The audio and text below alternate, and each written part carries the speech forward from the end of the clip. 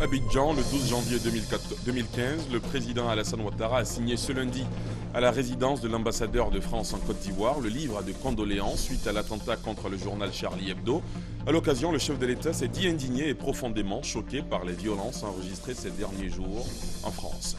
Dans l'actualité économique ce lundi, cette somme, 1478 milliards de francs CFA, c'est le montant des recettes brutes recouvrées par la Direction générale des impôts en 2014, annonce faite aujourd'hui par le directeur général de la régie, Pascal Kouakou Abina. Une épidémie de choléra sévit en Côte d'Ivoire depuis octobre dernier et a fait jusqu'ici 12 décès à Abidjan et dans des villes de l'intérieur du pays. C'est ce qu'a indiqué la ministre de la Santé, Raymond Goudou Kofi, lors d'un point de presse animé ce lundi. Un plan pour circonscrire la maladie est en vue. Et puis à l'étranger, en Haïti, 5 ans après un séisme dévastateur qui a tué environ 200 000 personnes, le secteur technologique demeure, semble-t-il, la clé du développement économique du pays. Les recherches technologiques sont en plein essor en vue de prévenir une éventuelle catastrophe en Haïti. Voilà pour le sommaire, c'est l'heure de la grande édition. Bonsoir à tous et bienvenue. À suivre dans ce journal, le grand format de la rédaction, c'est la tradition du lundi. Ce soir, coup de projecteur sur la production, l'aménagement et la commercialisation de terrains viabilisés. Ce sera dans le grand format dans un quart d'heure.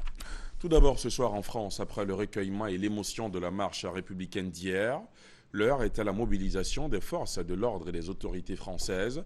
Assurer la sécurité du pays est la priorité du gouvernement, alors que ce dernier a reconnu des failles la semaine dernière. Une réunion a eu lieu ce matin à l'Élysée et Jean-Yves Le Drian, le ministre de la Défense, a annoncé la mobilisation de 10 000 militaires. Et la situation en France continue de susciter la compassion dans le monde entier. Alors qu'il s'était fait représenter hier à la marche républicaine en France, le président ivoirien Alassane Ouattara a signé ce lundi à la résidence de l'ambassadeur de France en Côte d'Ivoire le livre de condoléances suite à l'attentat contre le journal Charlie Hebdo. À l'occasion, le chef de l'État s'est dit indigné et profondément choqué par l'horrible attentat perpétré contre le journal satirique et les récents actes de violence qui ont endeuillé la France. Awa Touré. Indigné et profondément choqué par l'attentat perpétré contre le journal Charlie Hebdo et les récents actes de violence qui ont endeuillé la France, le président de la République Alassane Ouattara, qu'accompagnait son épouse Dominique Ouattara, s'est rendu à la résidence de France pour manifester sa solidarité au peuple français, au président François Hollande et à la presse française. Le peuple ivoirien, dans son évolution démocratique, tient à apporter tout son soutien à toute la presse internationale. Et donc c'est un événement qui nous concerne tous et je voudrais donc réitérer mes condoléances, toute ma compassion au président François Hollande, à qui j'ai adressé d'ailleurs 2 messages de condoléances. Et mon ministre de la Défense, le ministre chargé de la Défense auprès du président de la République, M. Paul Kofi, a fait le déplacement à Paris pour participer au rassemblement qui a eu lieu dimanche. Il faut être tout à fait d'abord organisé, que les renseignements soient renforcés partout dans le monde, un échange d'informations à ce sujet, et aussi être intraitable, parce que ce sont des cas de violation des droits humains, donc éliminer des personnes tout simplement pour leur opinion est inacceptable. Donc il faut une plus grande concertation des chefs d'État parce que nous sommes tous concernés par ces actes de terrorisme. Tout près de nous, nous avons le cas du Nigeria avec Boko Haram qui fait des morts, des dizaines, des centaines de morts quasiment toutes les semaines. Donc nous nous sommes engagés dans la lutte contre le terrorisme et nous continuerons. Le chef de l'État a par ailleurs appelé à la fermeté et à une forte coopération entre les États pour lutter efficacement contre le terrorisme. Après avoir signé le livre de condoléances à la résidence de l'ambassadeur de France en Côte d'Ivoire, le président de la République a présenté ses vœux à la presse, cérémonie qui a eu lieu au palais présidentiel. Le président Ouattara en a profité pour inviter les journalistes à faire la démonstration de leur maturité démocratique au cours de la prochaine présidentielle d'octobre 2015. On fait le point avec Jérôme Kofi Abolin. Un honneur c'en est un pour la presse et les médias nationaux et internationaux. Et il est grand cet honneur, même très grand tant il est fait par le chef de l'État, le président Alassane Ouattara, pour l'initiative prise en vue de la présentation de ses vœux de nouvel an aux acteurs de ce secteur. Pour les représentants de la presse et des médias conviés, la cérémonie de ce lundi 12 janvier 2015, la troisième du genre, constitue à n'en point douter une marque de considération à leur endroit. Toute chose qui, selon eux, doit les exhorter à continuer à travailler avec ardeur pour faire face aux nombreux défis. Excellence Monsieur le Président de la République, nous avons salué à sa juste valeur votre décision historique de subventionner les journaux pendant une période de 6 mois.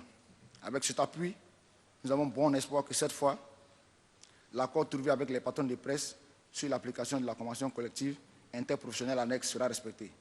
Si 2014 a pris fin sur une bonne note, nous espérons et nous ne doutons pas que 2015 et les années à venir seront encore meilleures. Pour notre part, nous allons poursuivre la structuration, la restructuration et la modernisation de nos entreprises de presse dans le respect de nos engagements vis-à-vis de tous, surtout de nos employés qui vont bénéficier de l'application intégrale de la convention collective des journalistes et de la couverture sociale et médicale. Nous nous engageons aussi à apporter notre pierre à l'édifice de consolidation du processus démocratique et à jouer en toute responsabilité notre rôle afin de conforter un environnement général que nous souhaitons fait d'apaisement et de sérénité. Le président de la République, pour sa part, a d'abord fait observer 1 minute en la mémoire des victimes de l'attaque de Charlie Hebdo. Il a ensuite indiqué qu'il veillerait à ce que la dignité de la presse et des médias soit préservée en Côte d'Ivoire. En évoquant le rôle combien important qui est le leur, il les a encouragés à toujours mieux faire leur travail. L'avenir de la presse dépend surtout de vous, de vos propres efforts, de vos écrits pour la viabilité économique du secteur. Nos concitoyens sont votre audience et il y a une exigence d'information respectueuse de l'éthique et de la déontologie journalistique.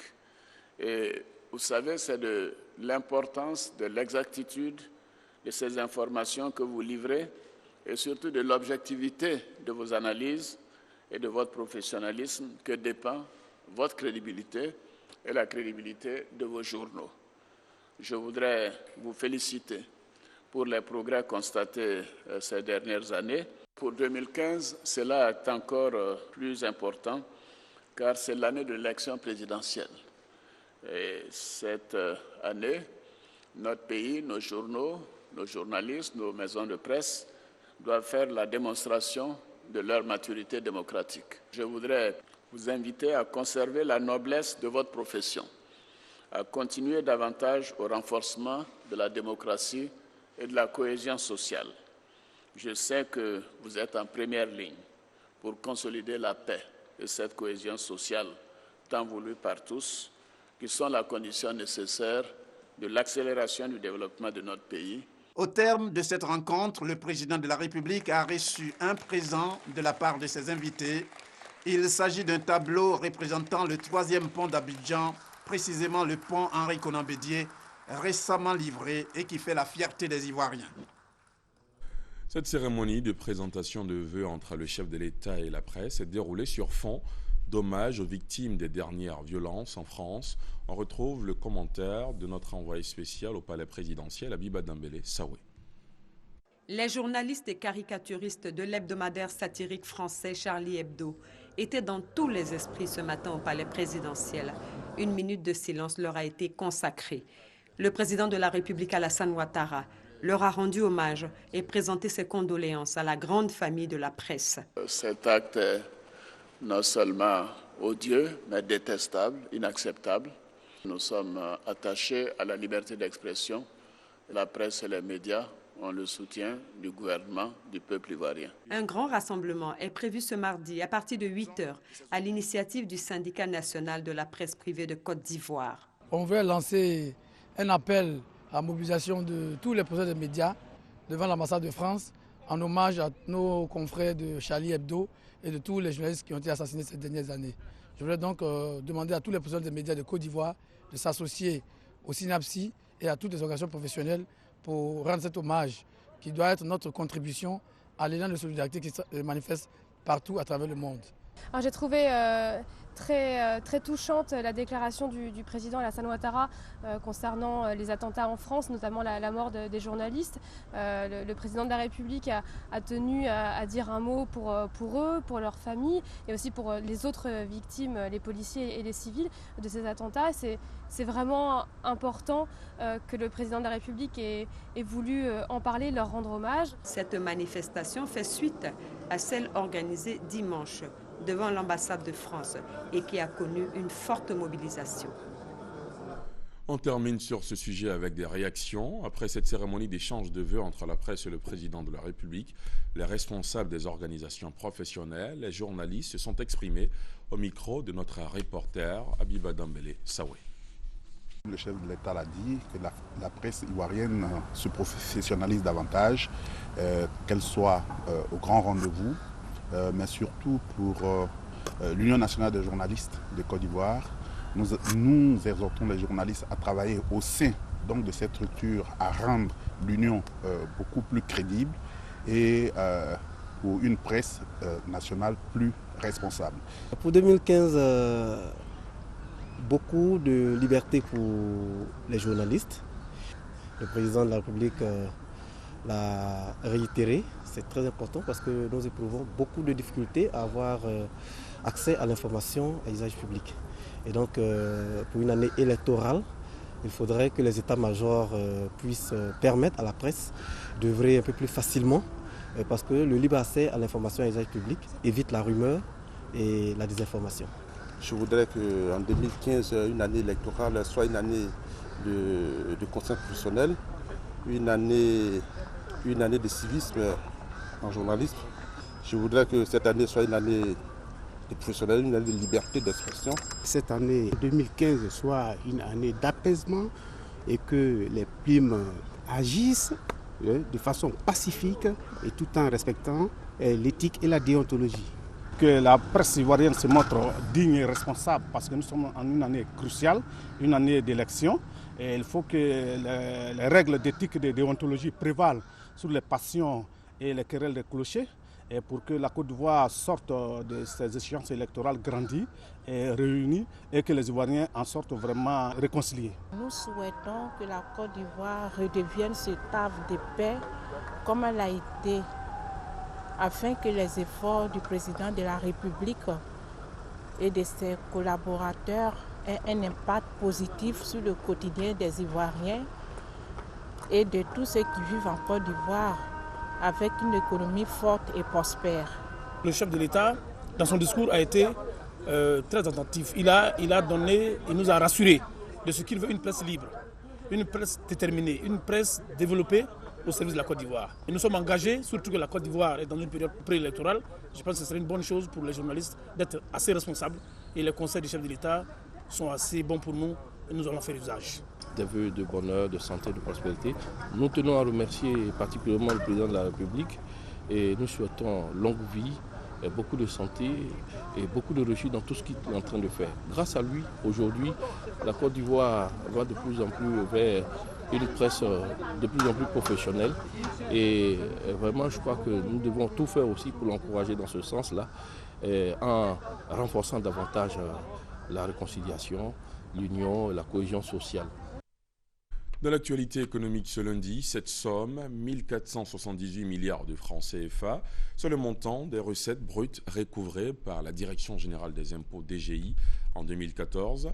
Annonce faite aujourd'hui par le directeur général de la Régie, Pascal Kouakou à Binan, à l'ouverture du séminaire bilan annuel de l'exercice au Centre des impôts de Cocody. Les précisions de Jean-Louis Gbangbo sont commentées par Francis Boifo.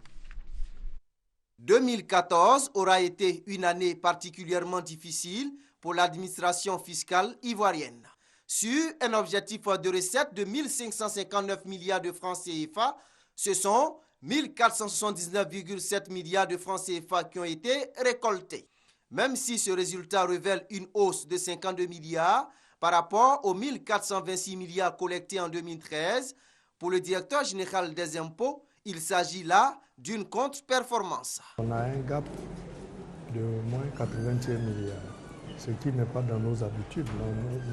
Habituellement, on fait un taux de 100, 101%, 102%.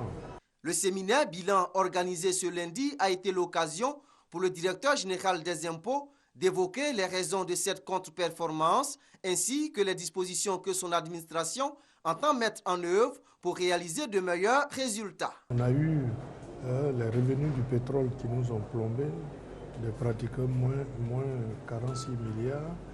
On a eu les compensations.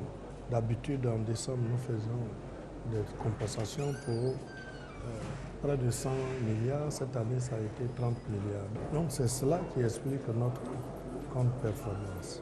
2015, nous allons donc mettre l'accent sur l'élargissement de l'assiette de l'impôt avec des recensements que nous allons faire.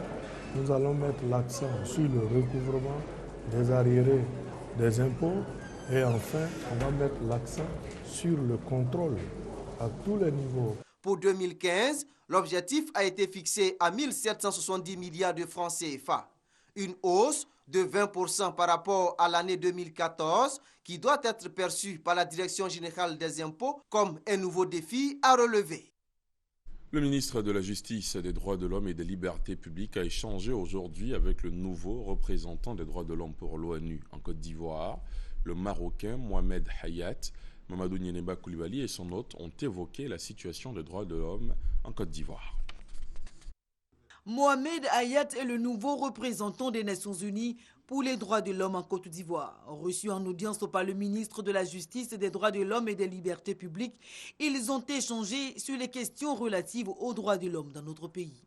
Monsieur Hayat vient assurer la relève du précédent expert indépendant. Et je pense qu'il était de bonne politique en arrivant en Côte d'Ivoire. Il discute avec les premières autorités ivoiriennes en charge des questions des droits de l'homme. Nous avons essayé de lui donner le maximum d'informations pour lui permettre de bien embrasser la mission qui est la sienne. Pour le nouvel expert des Nations Unies, cette prise de contact avec le ministère en charge des droits de l'homme servira de base pour sa mission. La première mission, c'est une mission de prise de contact où j'essaye d'être informé au maximum. Donc c'est une mission où j'écoute plus que je parle. Je vous assure que son Excellence le ministre de la Justice m'a briefé d'une manière qui sera très fructueuse pour ma mission. L'expert chérifien aura notamment pour mission d'évaluer la situation des droits de l'homme en Côte d'Ivoire, de fournir une assistance aux autorités et aux parties concernées en vue de promouvoir la culture de la protection et du respect des droits de l'homme, de renforcer les capacités du pays dans ce sens. Le juriste marocain a été choisi à l'unanimité le 6 novembre à Genève lors d'une séance plénière du Conseil des droits de l'homme. Il remplace à ce poste le Sénégalais Doudou Diène.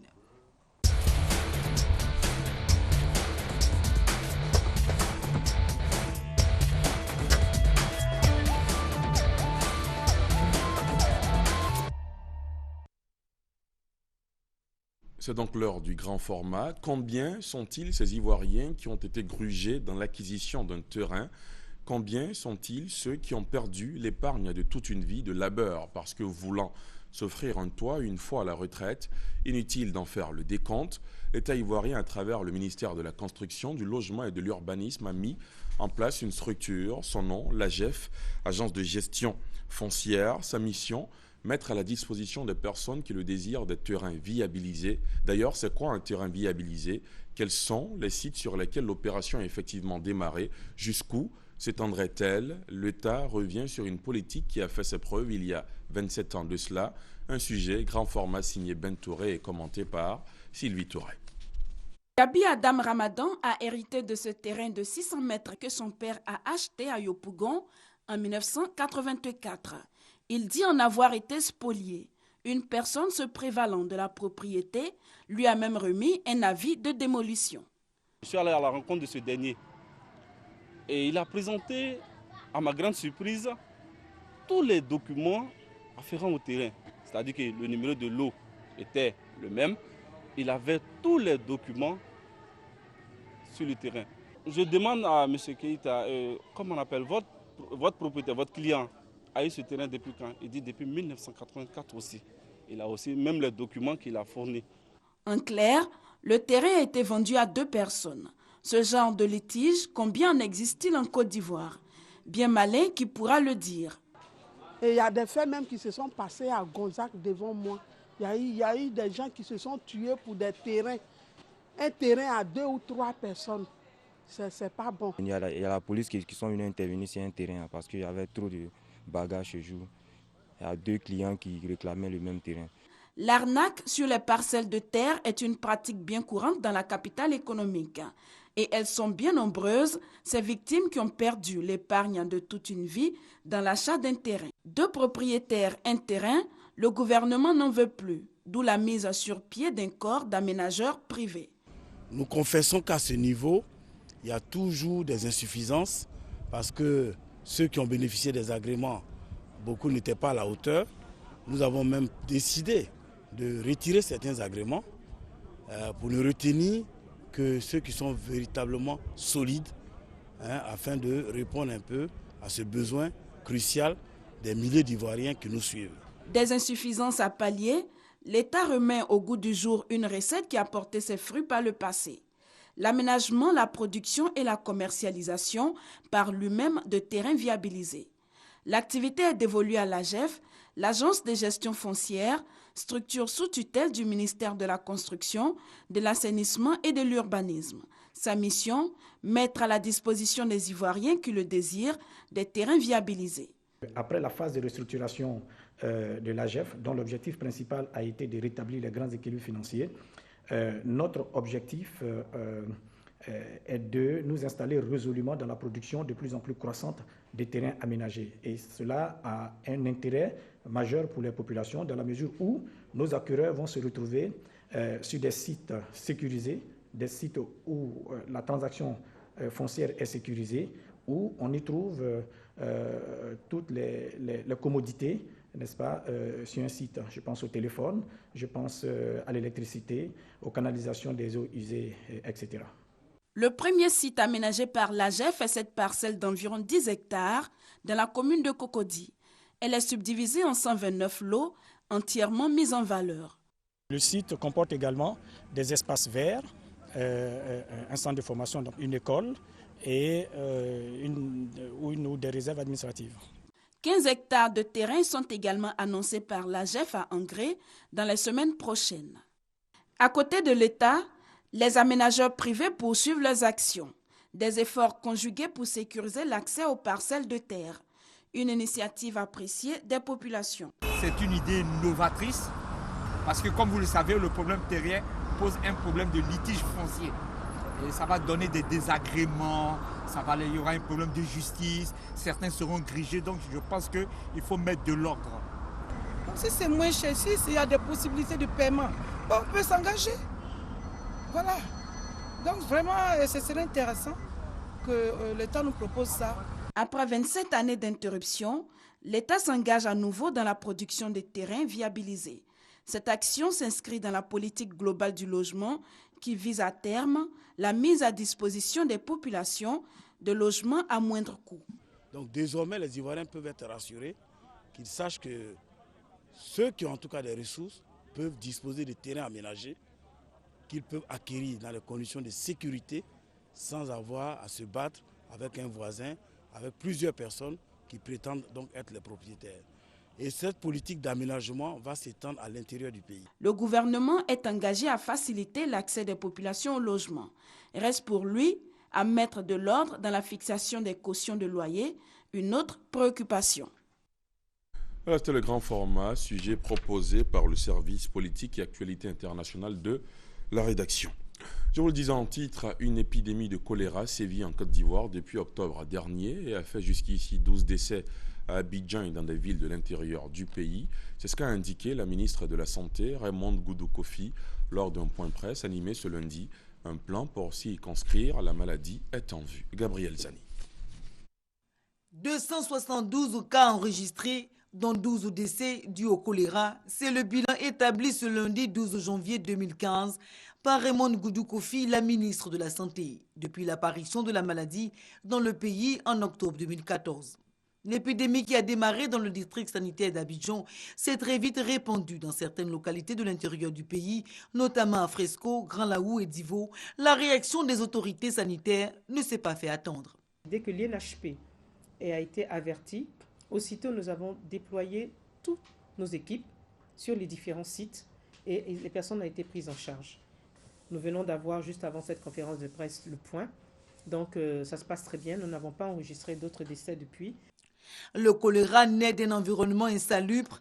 Dans les villages, les pompes hydrauliques mal entretenues, la consommation d'eau de puits et de marigots souillés forment le nid de la maladie.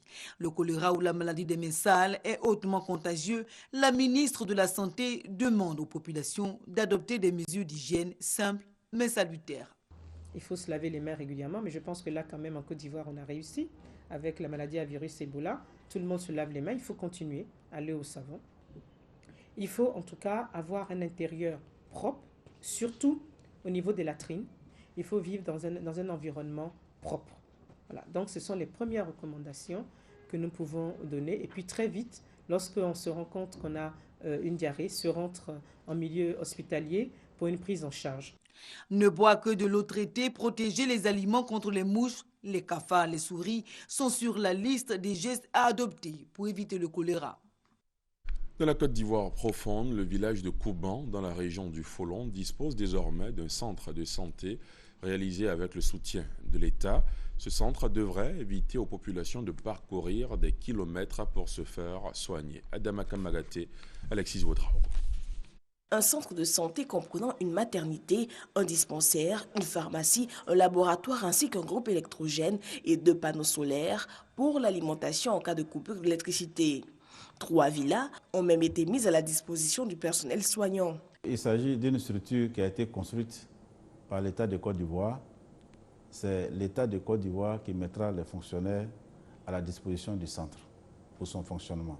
Il y aura une prestation payante parce que, comme dans tous les centres de santé, les patients doivent s'acquitter d'une somme forfaitaire qui a été fixée par les textes pour les consultations, les hospitalisations et les accouchements. Donc ce sont ces fonds-là qui vont constituer les ressources propres du centre. Après l'obtention de l'électrification, la mise en service d'un château d'eau et la construction d'une école maternelle primaire, la construction d'un centre de santé s'imposait. Il y a un besoin en matière de santé qui n'était pas satisfait. Et c'est pour ça que nous nous sommes battus pour que ce centre de santé puisse voir le jour. Et Dieu merci, grâce à la compréhension des autorités de ce pays, nous avons pu réaliser ce centre qui aujourd'hui est à la disposition de nos parents. Et finalement, ça va raccourcir les lieux, les lieux où ils peuvent se soigner, parce qu'il fallait partir d'ici jusqu'à Tienko, ou bien Tienko aller à Kamangoué, quitter là où aller jusqu'à Odiéné. Aujourd'hui, tous ceux qui sont ici à Kouban et dans les environs n'auront plus vraiment à se déplacer au-delà de 5 km. Des réalisations qui font la joie des populations. C'est une joie pour nous, en ce sens que le développement repose sur un certain nombre de piliers, dont la santé. Avoir un tel lieu dans son village, c'est vraiment une fierté. Ce village de près de 1500 habitants dispose désormais des atouts considérables et indispensables à son développement. À travers Kouban, qui n'est qu'un village, c'est toute la région qui en profite. Kouban est sur la voie de l'émergence parce qu'à partir du moment où vous avez une école, un centre de santé équipé avec un château d'eau et puis l'électrification, mais vous avez tout ce qu'il faut pour une ville. À l'étranger, en Haïti, 5 ans après un séisme dévastateur qui a tué environ 200 000 personnes, le secteur technologique est aujourd'hui la clé du développement économique du pays. Les recherches technologiques sont en plein essor en vue de prévenir une éventuelle catastrophe dans le pays. Avant de mettre un terme à cette édition, je vous propose à nouveau ces images du palais présidentiel, palais où le président de la République a présenté ses vœux à la presse. Cérémonie qui a eu lieu en présence du chef de l'État, Alassane Ouattara, qui en a profité pour inviter les journalistes à faire la démonstration de leur maturité démocratique au cours de la prochaine présidentielle d'octobre 2015. Cette cérémonie de présentation de vœux entre le chef de l'État et la presse s'est déroulée sur fond d'hommage aux victimes des dernières violences en France. Présentant les vœux de ses confrères au chef de l'État, le président de l'Union nationale des journalistes de Côte d'Ivoire, UNJCI, Moussa Traoré, vous le voyez sur ces images, a entre autres plaidé pour la défiscalisation en faveur des entreprises de presse. Vous l'avez entendu dans ce journal. Et puis en sport football, le Portugais Cristiano Ronaldo sur le toit du football mondial. Cristiano Ronaldo a été désigné Ballon d'Or 2014 à Zurich ce soir même. Après 2008 et 2013, celui qu'on appelle CR7, notamment vainqueur de la Ligue des Champions avec le Real Madrid cette année, est sacré pour la 3e fois. Il a devancé Lionel Messi du FC Barcelone et Manuel Neuer du Bayern Munich. D'autres informations sur Cristiano Ronaldo et sur le sport en général vous seront proposées dans l'émission Bilan des sports en 2014, une émission de la rédaction sportive de la RTI à suivre après ce journal sur le coup de 21h dans Lundi Sport. Moi, je vous souhaite de passer une excellente soirée sur la chaîne qui rassemble.